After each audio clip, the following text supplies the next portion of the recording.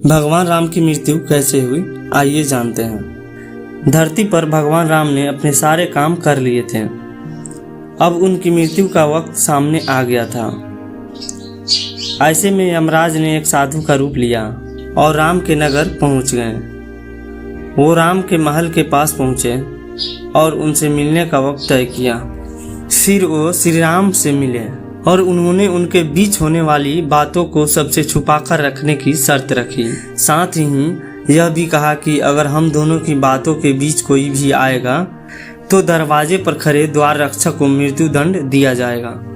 श्री राम ने साधु का रूप धारण किए, यमराज की बात मान ली और हनुमान जी के न रहने के कारण राम ने भाई लक्ष्मण को द्वारपाल बना दिया।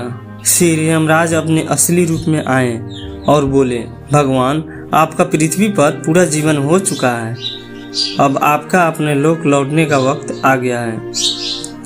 यमराज और भगवान के बीच बातचीत चल रही थी कि उसी वक्त दरवाजे पर ऋषि दुर्वासा पहुंच गया। उन्होंने लक्ष्मण को दरवाजे से हटने को कहा और अंदर जाने की जिद पर अड़ गए। लक्ष्मण ने मना किया तो वह श्री राम को श्राप देने की बात करने लगे।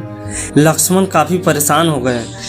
अगर श्री राम की बात नहीं मानी तो उन्हें मरना पड़ेगा और अगर ऋषि की बात नहीं मानी तो श्री राम को श्राप लगेगा।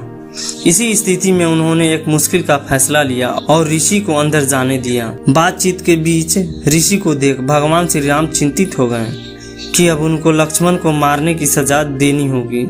ऐसे में भगवान राम ने लक्ष्मण को नगर से निकाल दिया।